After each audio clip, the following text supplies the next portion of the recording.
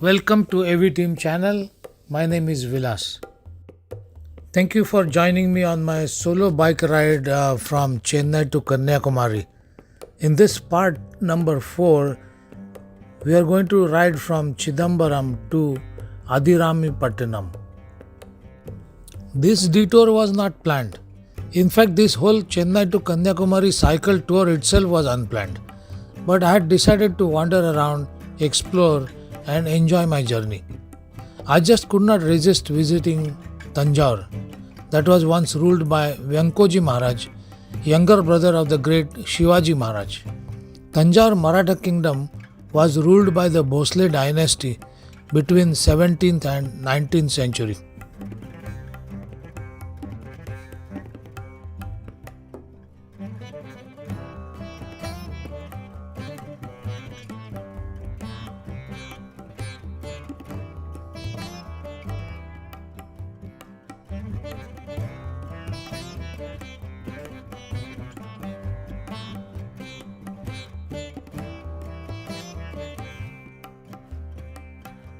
Tanjavur is another city with many temples, but most prominent one is the 11th century Brihadishwara or Shiva temple.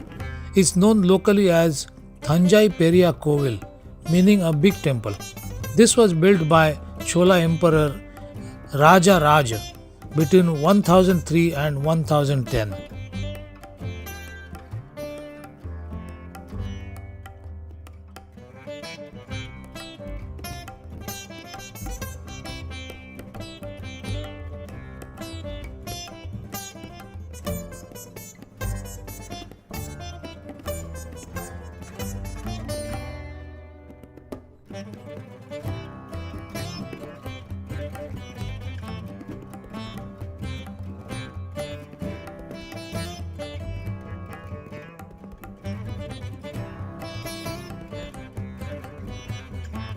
Brihadishwar Temple is one of the United Nations educational, scientific and cultural organizations or UNESCO's World Heritage Monuments.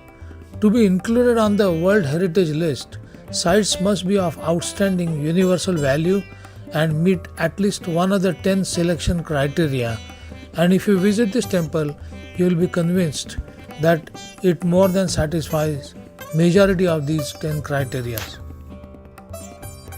The main temple, along with its Gopuram, is from the early 11th century. The temple also saw additions, renovations, and repairs over the next 1000 years.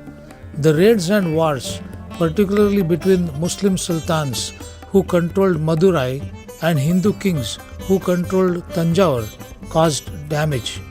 These were repaired by Hindu dynasties that regained control. This temple represents a masterpiece of human creative genius and bears an exceptional testimony to a cultural tradition. The temple is an outstanding example of grand buildings and architecture. It is also an example of traditional human settlement.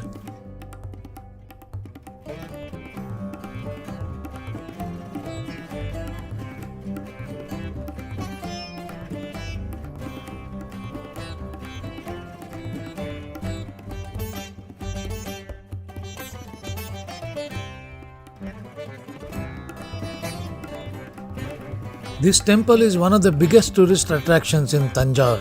About 25 million people visited this temple in 2022.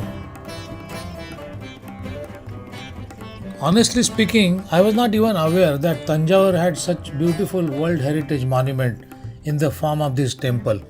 I came to Tanjore because the area was once under the Maratha dynasty who had its connections to the great king Shivaji Maharaj from Maharashtra. I was born and raised in Maharashtra, and during my younger years, I was always highly impressed and fascinated by this great warrior, visionary, and administrator Shivaji Maharaj. During my school and college years, I visited several forts that were once under the rule of the great Shivaji Maharaj. I came here to see firsthand and experience the palace of Maratha dynasty, the Tanjore Maratha Palace. Venkoji Maharaj, half brother of Shivaji Maharaj, was the first Raja of Tanjar from the Bhosle dynasty. The Tanjar Maratha Palace complex, known locally as Aranmanai, is the official residence of the Bhosle family who ruled over the Tanjar region from 1674 to 1855. The original name of Tanjar Palace is Shivaganga Fort, which is rarely used these days. If you observe carefully, there is even a small moat around it which provided security against enemy access. Tanjar Maratha Palace was built by Tanjar Nayaks. However, the Marathas made some enhancements to suit their needs. It is more popularly called Tanjar Aranmanai by the people of Tamil Nadu. Tanjar's royal palace is a mixed bag of ruin and renovation, superb art, and random royal miscellaneous articles.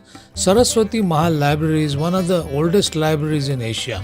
It holds thousands of very rare manuscripts from as early as 17th century.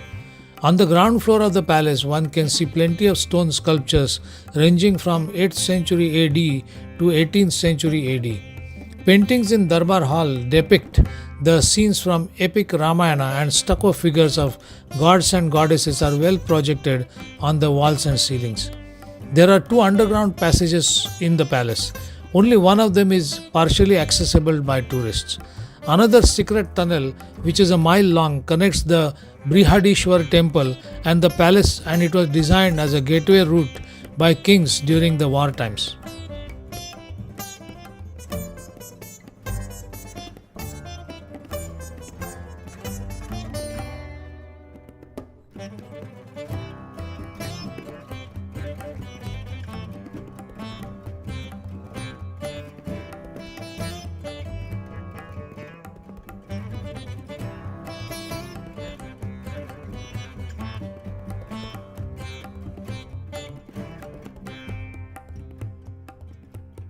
My hotel manager was a great help. He had strongly recommended me to visit Kalani Dam while I was in Tanjore. The dam is about 45 kilometers from Tanjore. There is also an old church on the way back. Unfortunately, the area is quite remote with no hotels to stay for the night. To bicycle over 100 kilometers in that sweltering heat and also visit the dam and the church was a bit tough. So I decided to take an auto rickshaw for remaining day. The manager was quite resourceful as well. He called one of his known auto rickshaw drivers and communicated with him in Tamil. The price was also decided in advance, so there was no need to haggle later on.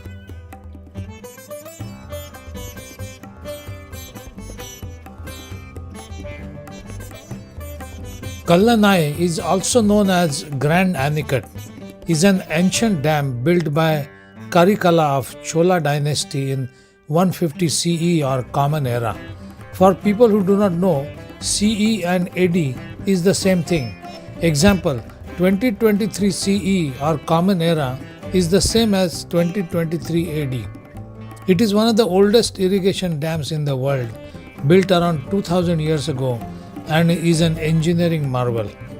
The purpose of the dam was to divert the waters of the Kaveri across the fertile Tanjar Delta region for irrigation via canals. It can irrigate up to 69,000 acres of land. With winds blowing over the waters, it was quite pleasant, and no wonder there were a lot of tourists enjoying themselves with friends and family. The dam height is about 5.4 meters. It can store up to 15.4 cubic meters of water. Kalani Dam is built with uneven stones, which is 329 meters in length and 20 meters at base in terms of the breadth. It is constructed with large boulders, that is, the dam was initially built with rocks and at a later stage it was remodeled with concrete.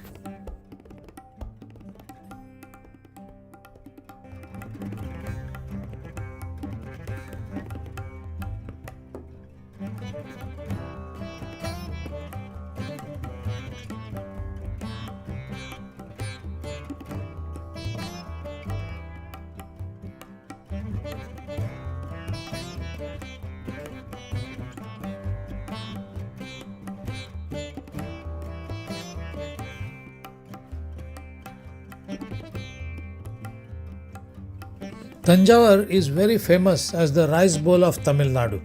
The delta rice crop is cultivated in Tanjavur 3 times a year. The location of the city, which is in the Kaveri Delta, facilitates the growth of paddy. This famous Tanjavur rice is also exported to different countries in the world. My auto rickshaw driver suggested that I should also visit an old church on the way back from the dam. It is a short detour from the main road. Our Lady of Lourdes Basilica, also known as Pundi Mother Basilica, is a Catholic pilgrimage center. It is located in Almelapuram Pundi, a small village located adjacent to Tirukattapalli. In the beginning of the 18th century, a great Italian Jesuit missionary, Reverend Father Constantine Joseph Beschi, S.J., popularly known as Veer Munivar, built a church and named it as the Church of Mary Queen of Immaculate Conception. It is in the dome of this church that the statue of the miraculous Lady of Pundi is placed. This miraculous statue is one of the 3 statues that were made in France after the apparition of Our Lady of Lourdes.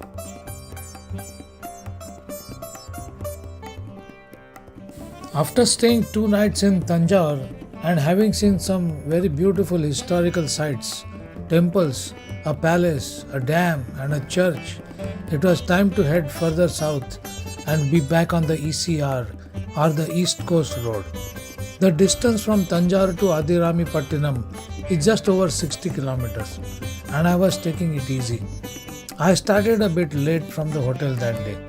Tanjar trip was really very memorable, and I would highly recommend it to all of you. I personally like to visit historical places. They are quite mysterious and arouse a great interest in me. I get kinda curious, try to go back in time to picture how must have been those people's lives then. It is impossible to go back in time to figure that out, but just like today, they must be coming together for celebrations like this. I believe this was a wedding party going to the bride's home. Maybe.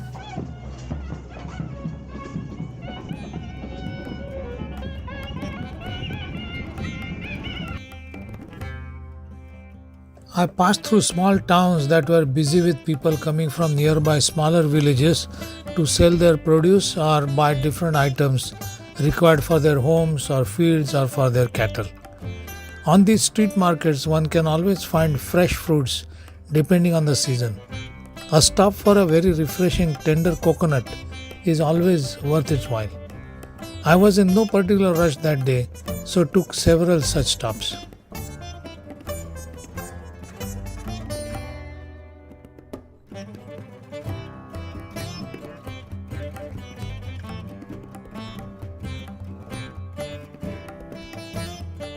India is a highly populated country.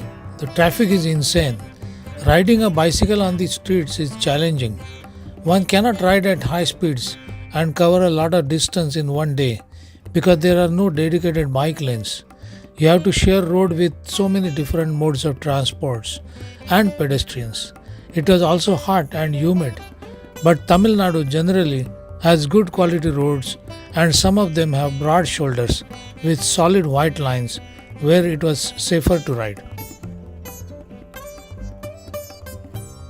The terrain was mostly flat and I was in no rush. Rice paddy fields on both sides of the road with a few coconut trees was a great sight to watch, but I was feeling a bit hungry. Rule for long distance cycling is to stay hydrated and eat before you feel too hungry. There was a small roadside eatery. There were only 2 benches and tables and no customers at that time. The owner spoke only in Tamil, but this time around there was no language barrier. They made only very fresh homemade idlis, and that is all that I wanted to order. Typically, a plate of idli has 2 pieces, but this one had 5 with 4 different chutneys. Absolutely fresh and very tasty.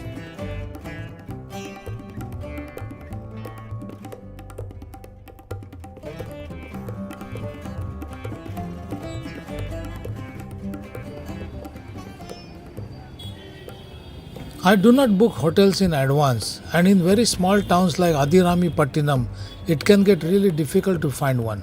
I saw a small sign right in the middle of the town square. The entrance of the building had only one phone number written on it. It was a homestay. I called the number and the owner came within 10 minutes. The building, room, and all furniture was brand new. I think I was the very first customer. The room was on third floor, but the owner allowed me to keep my bicycle in his ground floor office. After a quick shower, I went out to visit a Shiva temple nearby. Another very old temple. It was absolutely peaceful and quiet here, in total contrast to the noise and chaos in the town square. Great vibes indeed.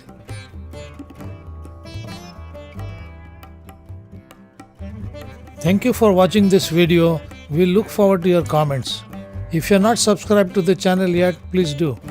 We will catch up soon with next leg of this bicycle journey.